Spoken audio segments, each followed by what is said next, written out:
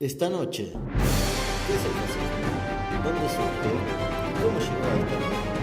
Estos y muchos datos más en la historia con Iván Wisniewski.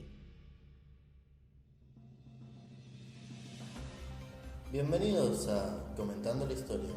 Esta noche vamos a hablar del fascismo, que fue un movimiento y sistema político y social de carácter totalitario, nacionalista, militarista y antimarxista que surgió en el siglo XX en Italia.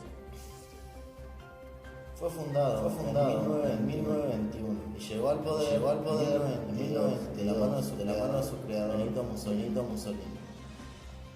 Los regímenes fascistas, que se denominaban a sí mismos como la tercera opción entre el capitalismo y el comunismo, que se desarrollaban en esa época, se caracterizaban por ser fuertemente dictatoriales, estar en contra de las libertades individuales y colectivas, y por su tendencia a ilegalizar cualquier oposición, sistemática o espontánea, por controlar todos los medios de comunicación, manipular el sistema educativo y poseer un eficaz aparato publicitario o propagandístico.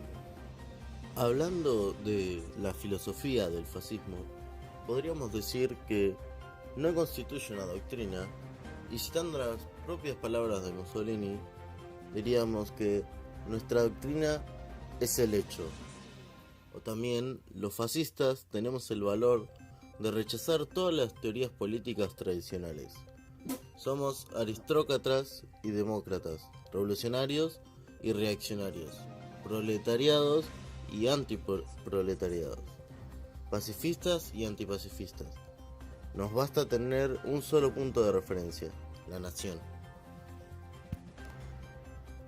Somos aristócratas y demócratas, revolucionarios y reaccionarios, proletariados y antiproletariados, pacifistas y antipacifistas. Nos basta con tener un solo punto de referencia: la nación. Hablaban también de la desigualdad de clases como algo natural y provechoso. Decían que la democracia igualitaria y el sufragio universal suponen la ley del número prevaleciendo sobre la calidad, y que eran las élites dirigentes las que debían gobernar. El Estado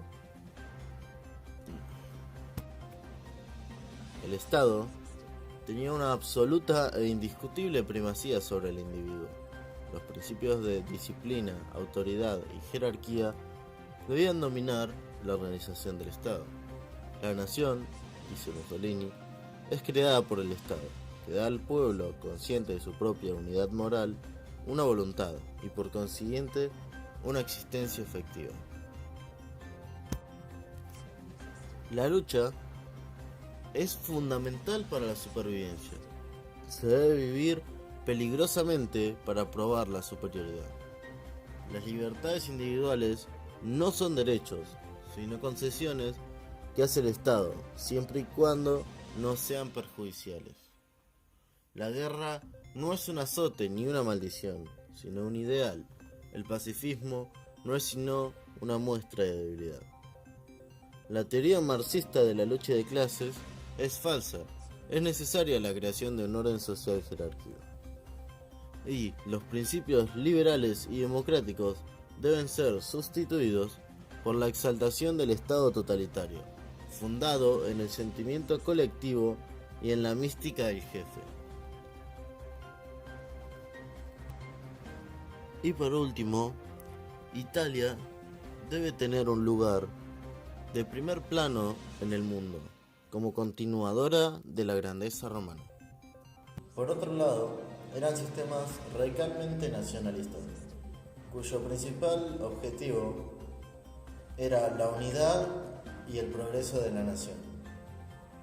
También estos sistemas explotaban a su favor los sentimientos de miedo y frustración de la población a partir de violencia, represión o propaganda.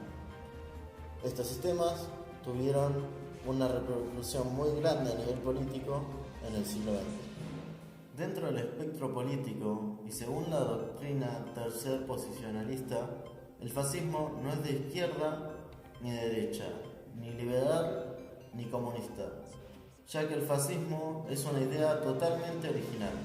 Sin embargo, en la práctica, más que una idea original, sería una fusión sintética de varias ideas políticas, proyectos, discursos, siempre bajo el nacionalismo unitario y el autoritarismo centralista.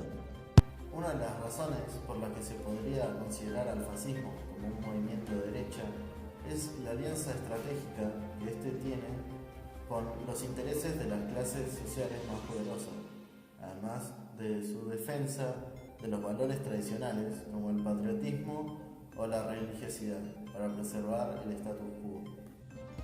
Por otra parte, las razones para considerar que el fascismo tiene conexiones con la izquierda política y es una variante chauvinista del socialismo de Estado son su programa económico colectivista de proteccionismo y nacionalización y su discurso político, mas no como movimiento o proyecto doctrinario en lo que eran antagonistas. El sociólogo Jürgen Habermas utilizó el término fascismo de izquierda para definir al autoritarismo de izquierda radical. El fascismo y sus variantes apelaban al sentimiento popular y a las masas como protagonistas del régimen, especialmente en la virilidad expresada en el trabajo manual y obrero. A pesar de ello, no reconocían la libertad de asociación por motivos de clase, la libertad sindical, sino la identificación de los trabajadores como súbditos del Estado, del pueblo y la patria. Por ello, su similitud con el populismo. La relación del Estado fascista con el mercado era del dirigismo, es decir, una economía donde el gobierno ejerce una fuerte influencia directiva y controla eficientemente la producción y la asignación de recursos. En general, además de la nacionalización de algunas industrias, las economías fascistas se basan en la propiedad y la iniciativa privada, pero estas se encuentran supeditadas al servicio del Estado. Manuel Antonio Justo Pastor Pascual Fresco, como era su nombre completo, fue hijo de Manuel Antonio Fresco y María Josefa Scarpati. Dedicó su juventud a la esgrima, alcanzando cierto éxito deportivo. Se recibió de médico en 1914 en la Universidad de Buenos Aires. Una de sus condiscípulas fue la dirigente socialista Alicia Moreau de Justo. Instalado en Avellaneda, dentro de la provincia de Buenos Aires, fue un activo colaborador del caudillo conservador local, Alberto Bacello. Más tarde fue nombrado médico del Ferrocarril Oeste de Buenos Aires, radicándose de por vida en la localidad de Aedo.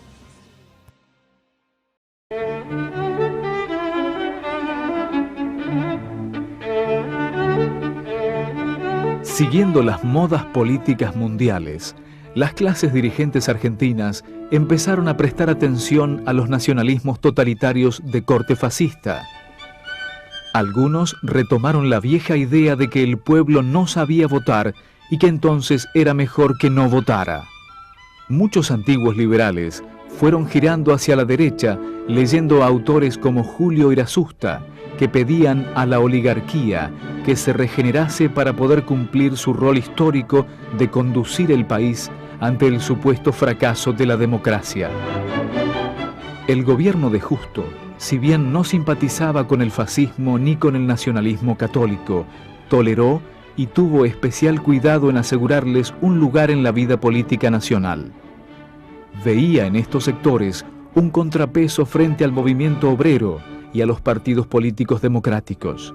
Esto explica cómo un fascista confeso, como el conservador Manuel Fresco, fue designado gobernador de la provincia de Buenos Aires, elecciones fraudulentas mediante, en 1936. Durante sus 4 años de gobierno, Fresco quien ostentaba en su despacho los retratos de Hitler y Mussolini, desarrolló un proyecto de corte fascista en el primer Estado argentino. Su estilo de ejercer el poder fue una combinación de represión y demagogia. Algunos lo definieron con el curioso nombre de conservadurismo popular. Fresco fue uno de los primeros en entender dentro de los grupos dirigentes que no convenía seguir ignorando los padecimientos de la clase trabajadora porque podía convertirse en una peligrosa amenaza para el sistema. Negoció con los sindicatos provinciales más dialoguistas, novedosos convenios laborales y organizó en los comités conservadores redes de beneficencia que entregaban comida y ropa a cambio de afiliación y votos. En esta época de desengaño político y crisis moral, la Iglesia Católica aumentó su influencia. La masiva concurrencia a las sesiones del Congreso Eucarístico Mundial, reunido en Buenos Aires en 1934, confirmó que la Iglesia aparecía como un elemento aglutinante para los descontentos y como una garantía de continuidad del sistema para las clases dominantes.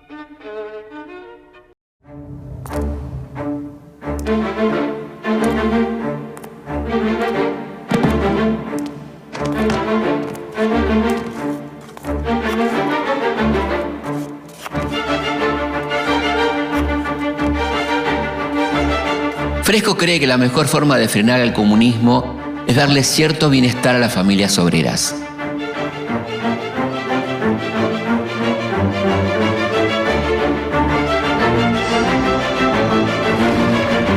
Para eso impulsa la construcción de 50.000 viviendas económicas y una profunda reforma educativa.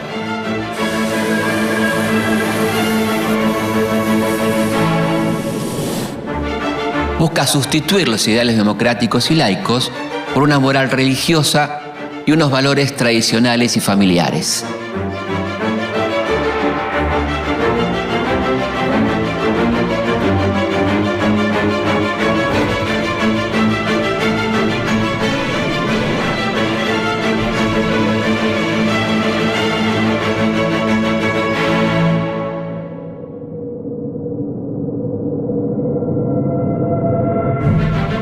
Fresco fomenta también el deporte.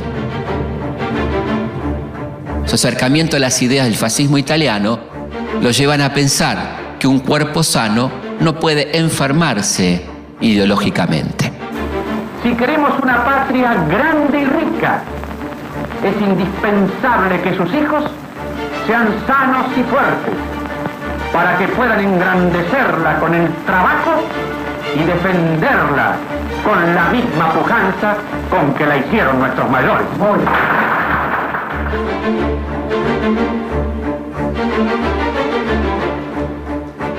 Fresco impulsa un nuevo estilo de arquitectura estatal. Mientras el arquitecto Alejandro Bustillo renueva la fisonomía de la costa bonaerense, con obras como la Rambla Central de Mar del Plata, el Casino y el Hotel Provincial, el arquitecto napolitano Francesco Salomone experimenta con los edificios públicos del sudoeste de la provincia, a los que les da un aspecto futurista.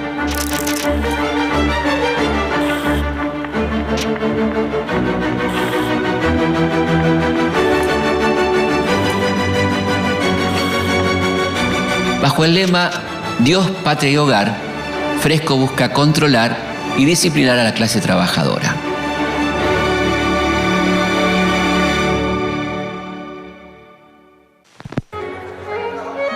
Para eso asigna un papel clave al Departamento de Trabajo de la provincia, que empieza a estudiar la realidad de los trabajadores al mismo tiempo que el gobierno arbitra en las relaciones entre obreros y patrones.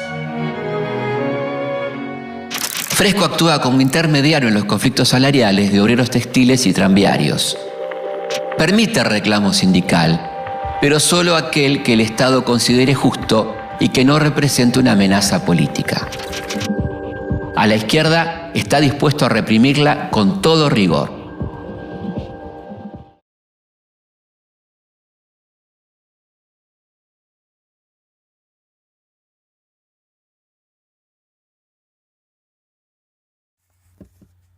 Aunque la matriz productiva del país durante el gobierno de Fresco se debatía entre un decayente pacto Roca-Runciman y una incipiente industrialización mediante pequeñas empresas, la matriz productiva del gobierno de Fresco se basaba en la obra pública, dado su interés por mantener con trabajo y contenta la clase media trabajadora.